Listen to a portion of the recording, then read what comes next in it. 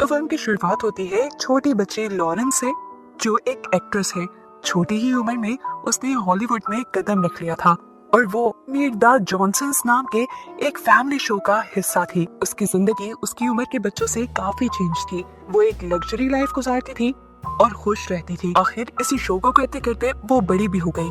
उसके घर के बाहर आज प्रेस जमा थी क्योंकि एक हैकर ने उसके फोन में घुसकर उसकी एक प्राइवेट फोटो लीक कर दी थी, जिस फोटो में उसके प्रेगनेंसी टेस्ट की पिक्चर थी। लॉरेन इन सारे स्कैंडल्स और चीजों से काफी ज्यादा परेशान हो जाती है और यहाँ से भागने का सोचती है। इसीलिए उसकी एक सेक्रेटरी जंगल के पुरसकून माहौल में उसके कुछ दिन रहने के लिए एक घर ढूंढती है। फिर उसकी सेक्रेटरी एक गाड़ी में बैठकर मेन गेट से निकल जाती है, जिससे मीडिया को लगता है कि लॉरेन घर से बाहर चली गई है। इस तरह वो मीडिया को चकमा दे देती है और लॉरेन पिछले दरवाजे से अपनी वेकेशंस के लिए निकल जाती है। रास्ते में लॉरेन को उसकी एजेंट की कॉल आती है, जो उसे तसल्ली दे रही थी कि सब कुछ ठीक हो जाएगा और मैं वादा करती हूँ मैं जल्दी ही हैकर को भी ढूंढ निकालूंगी। इसी सब के दौरान वो फाइनली अपने उस घर में पहुंच भी जाती है जहाँ उसे स्टे करना था। ये जगह बहुत ही पुरसकून थी। घर काफी बड़ा और रोशन भी था, लेकिन वो नहीं जानती थी कि इस सुकून भरे घर में बहुत सारे कैमरास लगे हुए थे और इन्हीं कैमरास के जरिए एक लड़का उसके ऊपर नजर भी रखे हुए था। लॉरेन को देखते ही वो पहचान लेता है कि लॉरेन बहुत बड़ी एक्ट्रेस है। यहाँ हम देखते हैं कि लॉरेन भी इजी होकर सोफे पे बैठ जाती है और यहाँ के वाईफाई से कनेक्ट कर लेती है।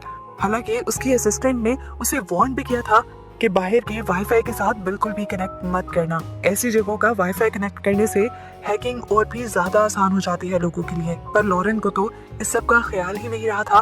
वो न्यूज ऑन करती है, अपने बारे में न्यूज पढ़ती है और साथ ही अपने शो की रेटिंग्स भी देखती है, जो अब डाउन होने लगी थी। वो जिस फैमिली शो को करते करते बड़ी हुई थी, उसी फैमिली शो में जो उसका बाप बना हुआ था, असल में वही लॉरेन के बच्चे का भी बाप था। अब वही आदमी लॉरेन को कॉल करता है और उससे पूछता है कि तुम इस टाइम कहाँ पर हो, लेकिन लॉरेन उसे अपनी लोकेशन नहीं बताती। पीटर अब अपनी मीठी सी आवाज करके कहता है, लॉरेन देखो, समझने की कोशिश करो, हमें चीजों को बहुत सोच समझ कर संभालना होगा ताकि हमारी लाइफ्स, हमारी इमेज, हमारा ये रिलेशन और खास करके हमारा शो बर्बाद ना हो जाए। देखो, अगर प्रेगनेंसी की कहानी बाहर निकलती है तो सब कुछ तबाह हो जाएगा। पीटर उसे कहता है कि अगर पिल खाने के लिए काफी देर हो गई है तो मैं एक डॉक्टर को घर ले आता हूँ, तुम्हें इन सारी चीजों से छुटकारा मिल जाएगा और इस सब का खर्चा भी मैं उठाऊंगा, तुम मुझे बस अपनी लोकेशन बता दो। उस आदमी की ऐसी बातें सुनकर लॉरेन को और भी ज्यादा गुस्सा आ जाता है और वो फोन काट देती है। हमें पीटर के बारे में बताया जाता है कि ना सिर्फ वो मैरिड है बल्कि उसके बच्चे भी हैं और वो जानता था कि लॉरेन की प्रेगनेंसी वाली खबर की वजह से उसकी प्रोफेशनल लाइफ तो क्या, उसकी पर्सनल लाइफ भी तबाह हो जाएगी। इसीलिए वो बहुत ज्यादा परेशान था। उस आदमी के सामने इस टाइम क्रॉफ्ट नाम का उसका असिस्टेंट बैठा हुआ था, जो उसे कहता है, अगर तुम चाहो तो ये सारा मामला हल हो सकता है, बस मुझे पैसे दो और तमाशा देखो। देखो, सब जानते हैं कि लॉरेन वैसे ही परेशान है। मैं जाकर लॉरेन को मार दूंगा और वहाँ ऐसा सीन क्रिएट करूंगा कि लॉरेन ने परेशान होकर खुद ही ड्रग की ओवरडोज ले ली है और इस तरह तुम्हारी इस मसले से जान ही छूट जाएगी। दूसरी तरफ दोबारा हम लॉरेन को देखते हैं, जो सारी कॉल्स से बहुत ज्यादा परेशान हो गई थी और वो अपना फोन ही स्विच ऑफ कर देती है। वो लड़का जो लॉरेन पर नजर रखे हुए था, वो भी उसी की सीसीटीवी फुटेज देखते देखते सो जाता है और इतनी देर में यहाँ पर उसके अंकल आ जाते हैं, जो उसके मोबाइल में उसकी सीसीटीवी फुटेज देख लेते हैं और समझ जाते हैं कि उनकी प्रॉपर्टी में कोई बहुत ही अमीर रहने आया था। फौरन से उनके दिमाग में एक चिड़ी पकने लग जाती है और वो उस प्रॉपर्टी में जाके चोरी करने का प्लान करते हैं। जिसने चोरी करने का प्लान किया था उसका नाम था डैरन। वो अपने साथ अपने रूममेट मर्ज को भी ले आता है। इन लोगों का सिंपल सा प्लान था कि ये लोग यहाँ से कुछ चुराएंगे और भाग जाएंगे, लेकिन लॉरेन के डॉग ने इन्हें स्मेल कर लिया और वो जोर जोर से भौंकने लगा। ऐसे लॉरेन डर गई और उठ गई। उसे भी महसूस हो गया था कि घर में कोई है, इसीलिए वो जाकर कमरे में बनी एक छोटी सी कैबिन के अंदर छुप जाती है। कैबिन के अंदर उसे रूम में हिलती चीजों की आवाज सुनाई देती है। लॉरेन चिल्लाकर पूछती है, तुम्हें क्या चाहिए आखिर?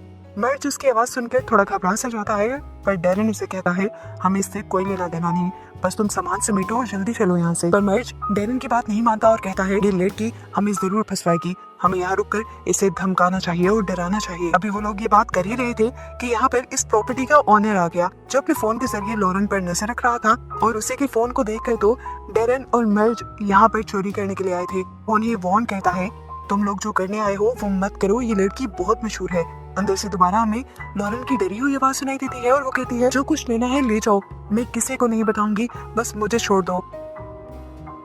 यहाँ मर्ज दोबारा दरवाजा खोलकर उसे धमकाने की कोशिश करता है, लेकिन डेरन और दूसरा लड़का उसे ऐसा करने से रोकने की कोशिश में लग जाते हैं। इसी सब में मर्ज की गन चल जाती है और गोली उस लड़के को लग जाती है। फोन देखकर तो इन लोगों के तोते उड़ गए थे। अब तो ये समझ गए थे जेल तो जाना पड़ेगा। डेरन तो डर से रोने लग जाता है और देखता है कि मर्ज तो अभी भी पास नहीं आ रहा था। वो जख्मी लड़के को जान से मारने की कोशिश करता है तो डेरन उसकी मिन्नत करता है कि बस कर दो, लेकिन मर्ज नहीं सुनता और उसके सिर में गोली मारते हुए उसकी जान ले लेता है। डेरन ये सब देखकर इतना ज्यादा पैनिक हो गया था कि वो लॉरेन पे गुस्सा निकालने लगा। वो उस पर चिल्लाता है कि ये सब गलती तुम्हारी है, हमें पहले तुम्हें ही मार देना चाहिए था, कम से कम मेरा भतीजा तो न मरता। डेरन ने इसके गुस्से में उस केबिन के दरवाजे की नॉब को ही तोड़ दिया। डेरन तो होश में नहीं था, लेकिन मर्ज पूरे होश में था। वो डेरन से कहता है, तुम यही रुको, किसी को अंदर मत आने देना, मैं लाश को ठिकाने लगाने का सामान लेकर आता हूँ। डेरन भी उसके जाते ही इधर उधर हो जाता है और लॉरेन जिसके दरवाजे का नॉब भी टूट गया था वो बेचारी अंदर फंस जाती है। लॉरेन ने इस दरवाजे को खोलने की बहुत कोशिश की, उसे धक्का भी दिया, लेकिन ये दरवाजा नहीं खुला। उसकी कोशिशों ने उसे ही जख्मी कर दिया था। अब वो इतनी तंग आ गई थी कि उसने जोर जोर से मदद के लिए चिल्लाना शुरू कर दिया, लेकिन आसपास दूर दूर तक कोई नहीं था। वो अपने डॉग को आवाज लगाती है, लेकिन उसका डॉग भी डर कर यहाँ से भाग चुका था। लॉरेन रोते रोते थक कर सो जाती है। अगली सुबह जब उसकी आंख खुली तो उसने देखा कि इस कैबिन में सिर्फ एक वाटर हीटर था और एक सिंगल बल्ब था जिसकी भी वायरिंग खराब थी। वो किसी तरह इसकी वायरिंग को ठीक करके बल्ब ऑन कर लेती है। इस टाइम उससे शदीद भूख लगी थी और उसके अंदर अजीबोगरीब एहसास पैदा हो रहे थे। वो अपने पेट को पकड़ कर बैठ गई। उसे प्यास भी लगी थी। उसने रोना शुरू कर दिया। एकदम से उसे पानी गुजरने की आवाज सुनाई दी। उसने ऊपर देखा कि ऊपर पानी के पाइप लगे थे। उसने इस कैबिन की दीवारों को देखा और नॉक कर करके पता चलाया कि ये अंदर से खोखली थी। तो अब उसने सबसे पहले सबसे ज्यादा खोखली जगह ढूंढी और उसे तोड़ने की कोशिश में लग गई। अब इसी सारी कोशिश के अंदर वो बल्ब जो उस बेचारी ने बड़ी मेहनत से जलाया था वो दोबारा बुझ जाता है। वो जब दोबारा उस बल्ब को ठीक करने की कोशिश करते हैं तो उसे जोर से करंट लग जाता है। करंट लगने की वजह से उसकी प्यास और भी ज्यादा भड़क जाती है, लेकिन अब वो कुछ नहीं कर सकती थी। उसने अपने आप को काम डाउन करने के लिए लंबी सांसें लेना शुरू कर दी। दीवार के पीछे से अब उसे किसी चीज के चलने की आवाज आ रही थी। वो जानती थी कि ये चूहे के चलने की आवाज है। इस टाइम मर्ज और डेरन भी घर वापस आ चुके थे। उनको आता महसूस करते ही लॉरेन चिल्लाने लग जाती है और कहती है, प्लीज मेरी हेल्प करो, तुम्हें जो चाहिए मुझसे ले लो, मेरे पास बहुत पैसे हैं। देखो अगर तुम चाहते हो कि तुम किसी पुलिस के मसले में ना हो तो मैं ये भी कर सकती हूँ। मैं तुम्हारे किए हुए इस मर्डर को भी छुपा सकती हूँ। देखो मैं पुलिस को एक कहानी बताऊंगी कि मैं खुद यहाँ पर फंस गई थी और यहाँ पर जो कुछ हुआ मैंने नहीं देखा। डेरन मेरी बात सुनो, मैं कहूंगी कि तुम्हारा भतीजा मेरा पीछा कर रहा था। उसने मेरे साथ जबरदस्ती करने की कोशिश की और इसी सब में उसकी बंदूक चल गई और वो अपनी ही बंदूक से मारा गया। उसकी बातों से डेरन का दिमाग खराब होने लगा था। वो अपने इमोशंस पर काबू नहीं पाता था और अपने मुंह के अंदर बंदूक रख लेता है। आखिर में जब वो अपने आप को मार भी नहीं पाता तो वो बस आई एम सॉरी बोलता है। लॉरेन एक और मर्तबा उसे कहती है, देखो मैं एक बहुत मशहूर एक्ट्रेस हूँ, सब मेरी बात पर यकीन करेंगे। डेरन तो लॉरेन पर यकीन करना चाहता था, लेकिन मर्ज ने उसे ऐसा करने से मना कर दिया। पागल हुआ डॉरेन जुनून में आकर अब अपना सर और हाथ दीवार से पीटने लगा। गुस्से में आकर मर्ज ने उसे रोकने के लिए दीवार पर गोलियां चलाई, लेकिन वो गोलियां दीवार से टकरा कर मर्ज के अपने ही सर और डेरन के कंधे पे लग गई। यहाँ पर मर्ज मर गया और डेरन जख्मी हो गया बुरी तरह। डेरन अपने आप को बचाने के लिए यहाँ से जाने लगता है और लॉरेन अंदर से चिल्लाती रह जाती है, मैं प्रेग्नेंट हूँ, मुझे इस हाल में मत छोड़ो प्लीज, तुम मेरे साथ ऐसा नहीं कर सकते। लेकिन जख्मी डेरन उसकी बात सुनते हुए लड़खड़ाता हुआ वहाँ से चला जाता है। मुश्किल से ही वो हॉस्पिटल पहुंचा था और हॉस्पिटल जाते ही वो बेहोश हो गया था। कैबिन के अंदर लॉरेन भी बिल्कुल कमजोर पड़ी हुई थी। एकदम से उसके ऊपर से चूहा गुजरा और उसके अंदर करंट दौड़ गया। वो दोबारा खड़ी हुई, बगैर रोशनी के वहाँ नहीं रह सकती थी, इसलिए उसने दोबारा वायरिंग के साथ छेड़छाड़ की और बल्ब को दोबारा जलाने की कोशिश की। बल्ब तो जल गया था। अब उसे पास में ही एक लोहे का पाइप दिखा जिसे वो उठाकर उस चूहे को मारने में कामयाब हो जाती है। लेकिन इतना सारा काम जो उसने भूखे प्यासे कर लिया था, अब इसकी वजह से वो और कमजोर हो जाती है और नीचे गिर जाती है और अब उसे हेलुसिनेशंस होने लग जाते हैं। सीन कट होकर हमें हॉस्पिटल में डेरन से बात करती हुई पुलिस को दिखाया जाता है।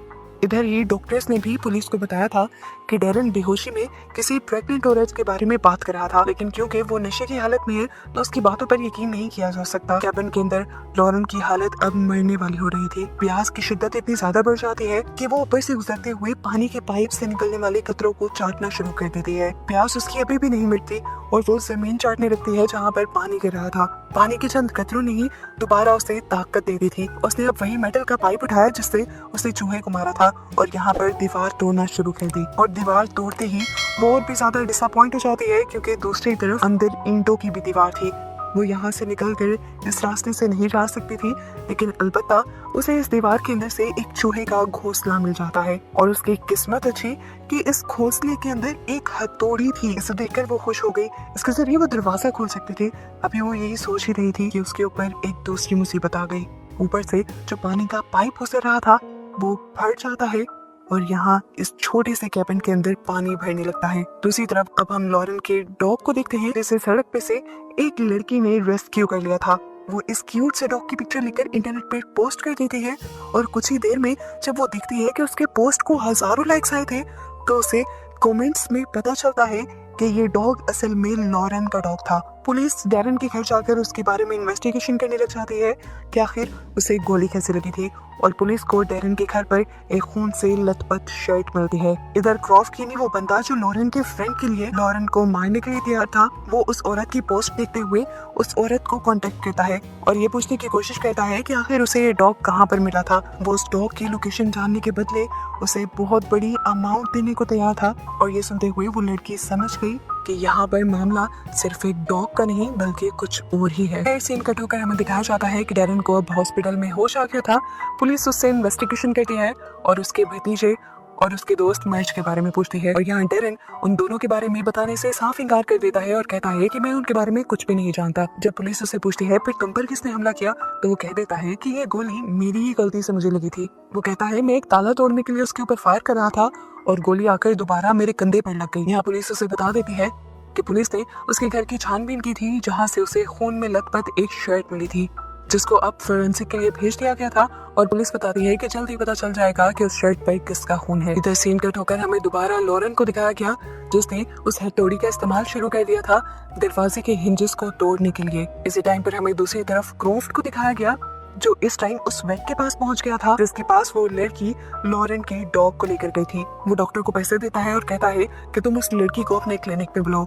डॉक्टर भी ये बात समझ जाता है कि क्रॉफ्ट कुछ ना कुछ तो गड़बड़ी कर रहा है, इसीलिए वो उस लड़की को कॉल करके फोन कर देता है कि तुम जहाँ भी हो उस डॉग के साथ गायब हो जाओ वरना तुम्हारी जान खतरे में पड़ सकती है। इधर हम देखते हैं कि डैरन डॉक्टर और पुलिस से वॉशरूम में जाने की इजाजत मांगता है और फिर उन्हें चकमा देकर हॉस्पिटल से भाग जाता है। बाहर से एक कार चलाते हुए वो फौरन उसी घर की तरफ बढ़ा था। इधर लॉरेन के कैबिन के अंदर तेजी से पानी भरने लगा था। लॉरेन जल्द ही दरवाजा ना खोल पाती तो खुद भी डूब जाती और ऊपर से यहाँ पर जो वायरिंग्स खराब थी उसकी वजह से उसे बुरा करंट लगता और वो मर जाती। यहाँ दिखाया गया कि वो लड़की जो लॉरेन के डॉग को लेकर वहाँ से भागने की कोशिश कर रही थी उसके पीछे अब क्रॉफ्ट पड़ चुका था। लॉरेन के डॉग चलती कार से जंप कर देता है और उस घर की तरफ भागता है जहाँ पर लॉरेन थी। डॉग अंदर जाकर लॉरेन को ढूंढ रहा था जबकि लॉरेन तो पानी के अंदर स्ट्रगल कर रही थी उस दरवाजे को खोलने की। उसका सर तक पानी में डूब गया था। डैरन भी फाइनली इस कमरे तक पहुंच जाता है और यहाँ आते ही सबसे पहले लॉरेन के डॉग को उठा लेता है। इससे पहले कि वो सामने का दरवाजा खोल देता इसी कमरे के अंदर आ जाता है क्रॉफ्ट जो उसी डॉग का पीछा करते करते आया था। यहाँ कर देखता है वो कि यहाँ पर पहले ही 2 लाशें पड़ी हुई थी और डैरन भी यहाँ पे था। वो अपनी बंदूक से डैरन के सर पर गोली मारते हुए उसका मर्डर कर देता है और फौरन अपने बॉस को कॉल करता है और कहता है कि अब मैं तुम्हारा काम पूरा होने के डबल पैसे लूंगा क्योंकि काम बहुत ज्यादा खराब है। एक मर्डर के बजाय यहाँ 4 मर्डर इन्वॉल्व हो रहे हैं। इसके बाद यहाँ पर क्रॉफ्ट लॉरेन को ढूंढने लगा और तभी उसे उस कैबिन में से पानी निकलता हुआ दिखाई दिया।